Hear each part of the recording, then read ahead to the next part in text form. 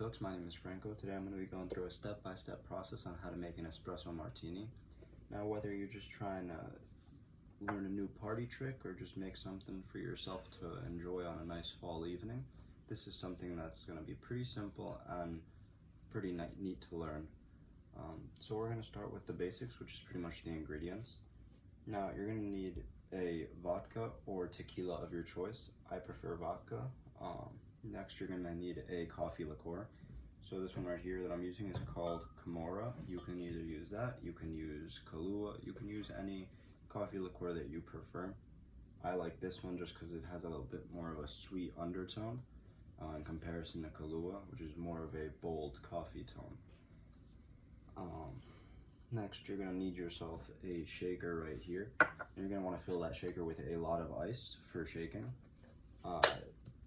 And then also, if you like your espresso martinis pretty sweet, you're going to need yourself either some sugar or some simple syrup.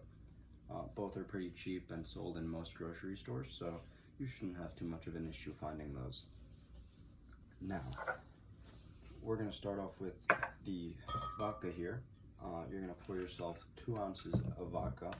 This is 1.5 ounces in a shot glass, so we're just going to go ahead and fill it up once and then another half.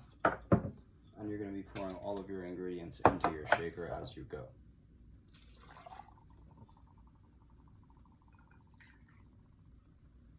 So right there. And another thing to note, and why it makes an espresso martini so simple to make, is it is a 2-1-1 ratio, so it's very, very simple. So next we're going to go in right here, 1 ounce of the coffee liqueur.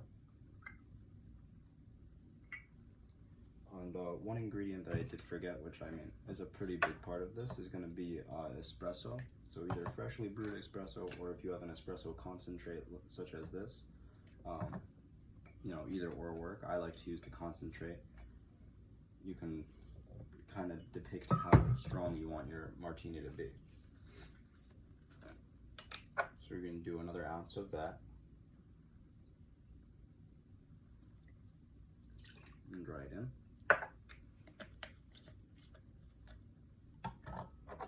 And now you can't really mess up an espresso martini. Again, they're pretty simple, and something that will really transform it from a lower end espresso martini to a higher end one are going to be things like the foam. So something that I like to do to get that thick layer of foam on the top is add some sugar, add some sort of espresso powder. It's what I have here. Anything to really help it froth up. And obviously shaking it a lot is going to help as well. So you're not going to want to shake this for 5 seconds. You're going to want to shake this for a pretty solid amount of time. Probably like 15-20 seconds. And you're going to want to shake it pretty vigorously.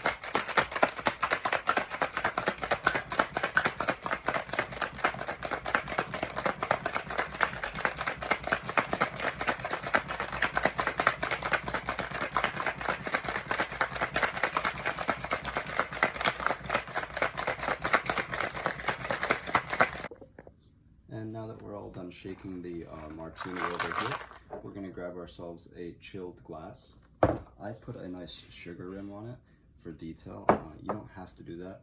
It's not very common, but I do know that in some higher end restaurants, they do rim the glass, and it gives off a nicer, more elegant appearance.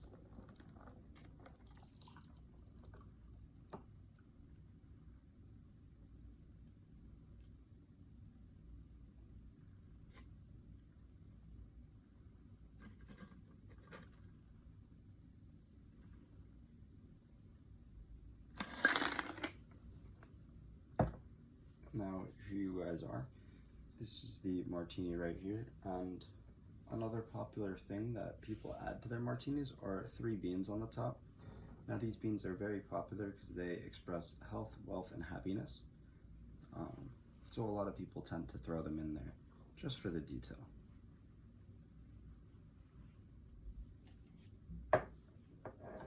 And here you guys are. This is a perfect espresso martini right there. And that's, pretty much how you make it. It's smooth, it's balanced, it's not super strong.